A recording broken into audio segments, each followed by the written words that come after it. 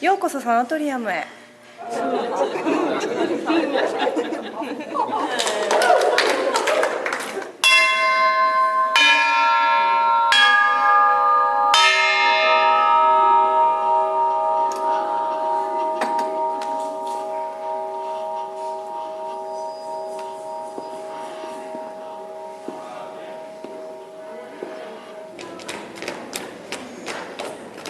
Maybe you need to wait for that special moment when you feel like you're ready for the change. I think that it's great from my point of view how much of actual medical practice is being reproduced here from people even who aren't familiar with it, but just the way the triage nurse there was asking, do you have pent-up anger? And he said, well, yes, I guess I do. And I immediately thought of this phenomenon that doctors call pan-yes phenomenon, which is like universally saying yes to every symptom the doctor asks the person about. So that is a stress for you, probably, being a mother. How many kids? Two. Okay.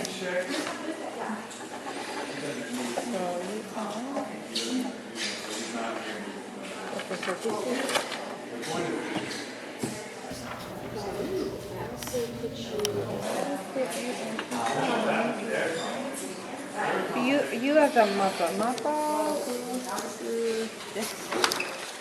and you are sitting anxiety about the subway, and then you are sitting anxiety for the living here.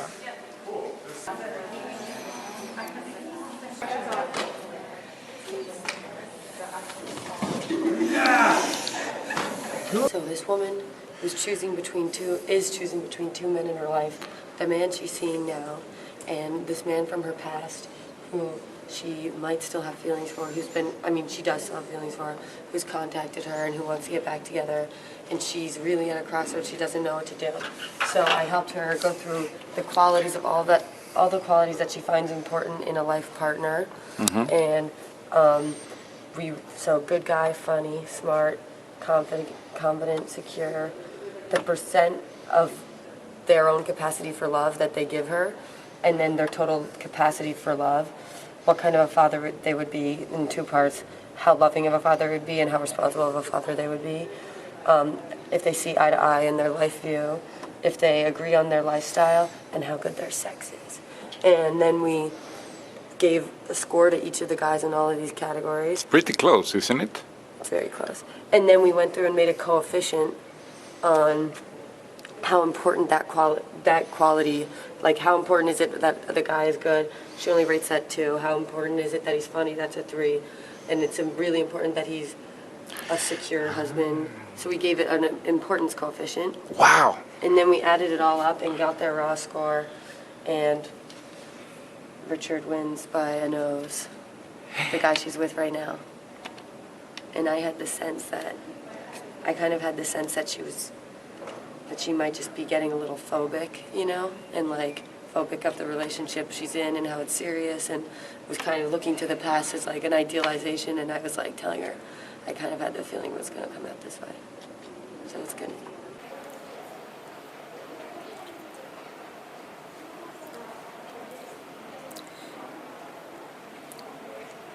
Nope. Oh, there.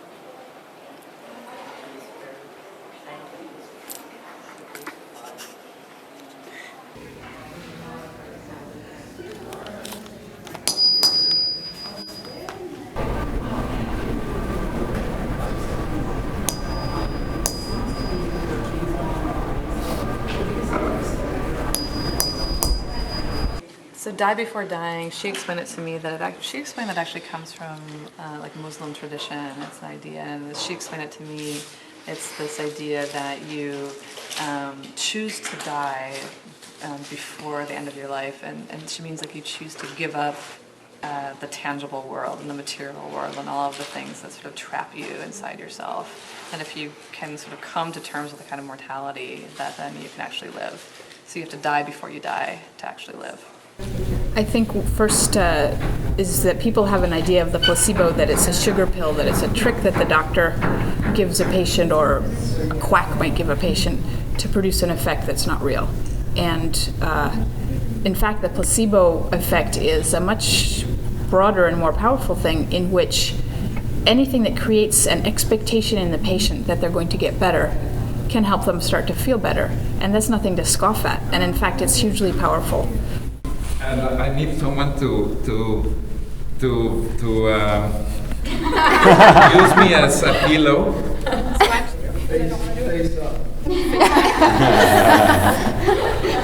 I think for all of us to fit, we're going to have to nest pretty closely. So you would then be the next person right there. Is this right, Pedro? Yes. You just keep going.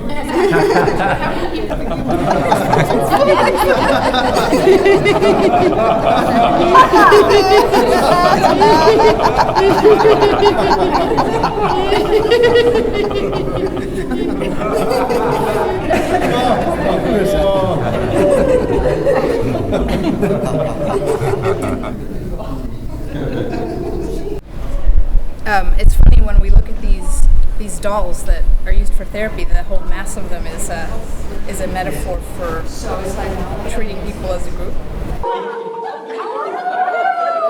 Turkeys!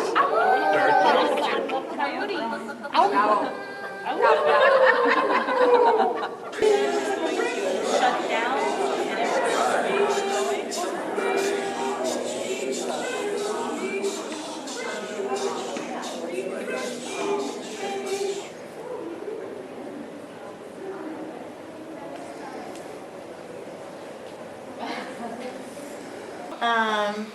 For the voodoo doll, women came, and the way that I've been doing it is I've asked people if they want to talk about who the doll is for, who it symbolizes, and what the charms symbolize while they're doing it, or wait till after they're done. And she decided to wait till after she was done, so she's putting together the doll, and then she finishes and she goes, "Okay, this doll is for my mother," and I'm kind of going, "Oh, okay, it's for your mom." Then she says, "It's for my birth mother, who I've never met and who I don't know. I don't know where she is. I don't even know if she's still alive." And so that changes everything in my mind, but I'm just listening to what she's saying. And so she goes on and starts describing the different charms. So the first charm she describes is the Madonna medallion that she puts on the womb as a symbol of motherhood and giving birth. The second charm that she points out is the key that she puts on her hand, because the daughter who's making the doll is starting the process of trying to find her birth mother. And actually her birth mother has to also be willing to be found. So she feels that her mother has the key to reuniting the mother and daughter. Then she points to the, put the dove because at the heart, because she hoped that her mother is at peace with the decision that she made of giving up her daughter for adoption. And then the wheat stalk she put on the arm, the symbol of home, even though she doesn't feel like she has home, that is a symbol of home, that she carries it with her. She put the skeleton as a necklace, as like a charm, because she said she's read that parents who give up child for adoption feel like the child dies, or that they lose, there's a death of their parenthood, of being a parent. And then the last thing she pointed out was the mirror, because she said the only reflection she has of her mother is her own face, and that she may actually resemble her mother. And so as she's describing this, I actually start crying because I'm estranged from my mother. I feel like I lost my mother, and that my mother gave me up because she was very physically and emotionally abusive to me. And so I'm feeling very connected to this doll because it's something that I wouldn't do. I would not have made my mother a doll. But I'm realizing now that this doll is kind of partly mine. So as we're finished the conversation, the client gets up and leaves the doll at the table. And I said, oh no, this is your doll. Everyone's taking their dolls. And she goes, I don't think I want the doll. And so I said, well, I said, you know what? Why don't you just leave it here, and if you change your mind, you can come back and get it. So she goes throughout and does the other therapies, and I'm kind of watching her at the corner of my eye. And I also write down what the doll's symbol is in case the doll gets left and no one knows what the doll is. I was going to pin it and attach it to the doll if it got left. But as the time goes by, I'm realizing that I don't want her to come back for the doll because I'm realizing that it's kind of the doll that I should be making for my mother. And I feel like this woman made the doll for me and for my mom, and for her mom, because in some ways we both lost our mother, but she was actually brave enough to make this doll. And so in leaving it, she left it for me because it's something that I needed. I'm gonna start crying again. So anyway, she didn't come back for the doll, and now I have it, and it's something that is good for me to have, I think, because it's the first time since I was abused as a child that I've ever thought really truly of giving something positive back to my mom. I usually think of her in either neutral or negative, so this is, I think, part of my own healing, so it's good. So after doing those 3 sessions, now you are back here, and how do you feel today? Good. Yeah? Okay, sounds great. Do you have any anxiety, stress, frustration, emotional fatigue that you would like to address with us?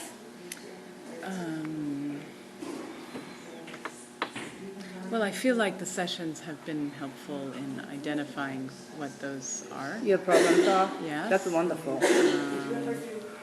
And now I'm curious to know about perhaps a session that has to do with more philosophical questions. Philosophical question. Or Would you like to the focus environment on... around me instead of the environment inside of me, for instance. Okay, around of you. Let me think.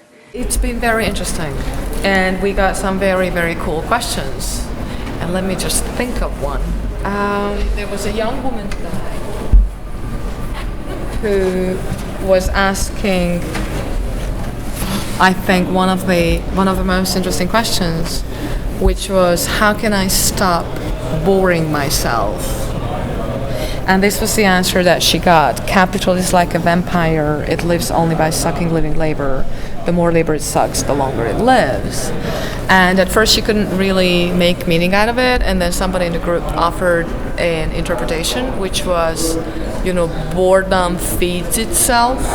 So you're keeping up the cycle of feeling bored, and that really resonated with her, and she seemed to be very happy with the answer.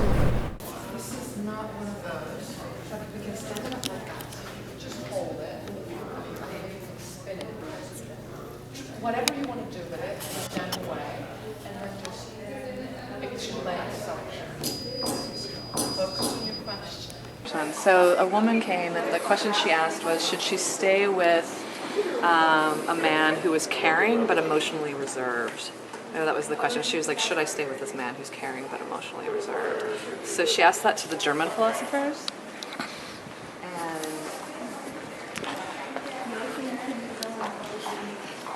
she got his answer.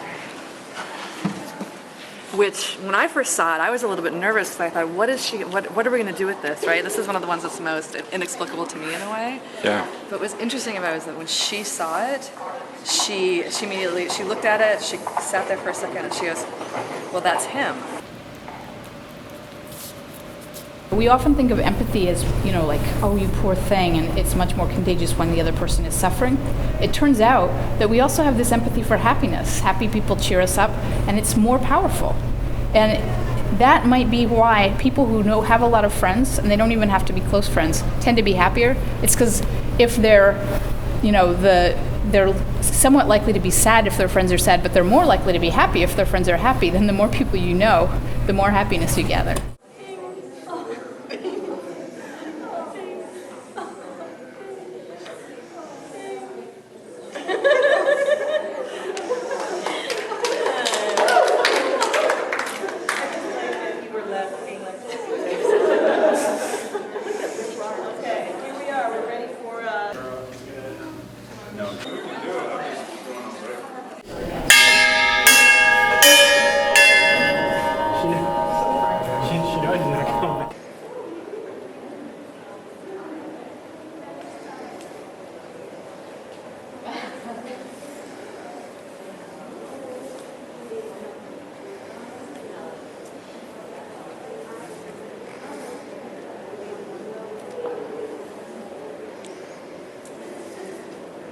The first 10 minutes I had no ideas, and then I realized that my family travels a lot. So the first image that came to, struck me was the airplane, and then the apartments, as I would call them, and the space of the world, I guess. And then I just liked this shape because it had stars in it, and it looks like a solid old-time family symbol. I said something I noticed about this activity as opposed to the other ones that I've worked on is that at this one, people have a fear that they're going to make a mistake and to do it wrong, and they really like when I tell them that that's impossible because it's very calm. And then I chose the angry monkey. My problems right now have been very bipolar. I'm gonna leave it at that. And that was all that he wanted to tell me.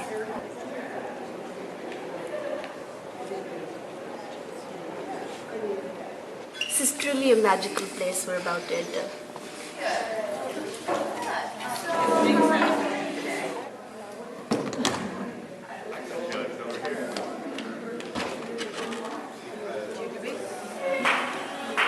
You didn't start it with your family. No, I started with future. Good. I mean, I'm more interested, what's going to happen. So to predetermine. What's with these objects? Possibilities. Stability, the X? Possibilities, yeah. Possibilities. Yeah. Yes. Potential. Nature. Mm-hmm. Fun. Of course. Possibility, nature, and fun. Great. Yeah. And what about the tarot card? I don't know why. I think I chose it more as an architectural element, or like an element of play that is involved in the making a passage. So in a way, a game element that determines how you move, not necessarily functional or plan, more like a game.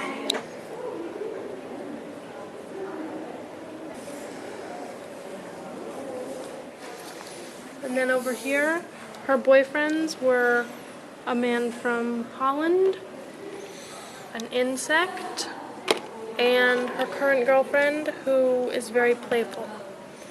In the future, she hopes to be living in New York, having a lot of sex, owning a house, drinking a lot of wine and dancing, and that when her time runs out, she hopes to be full of joy.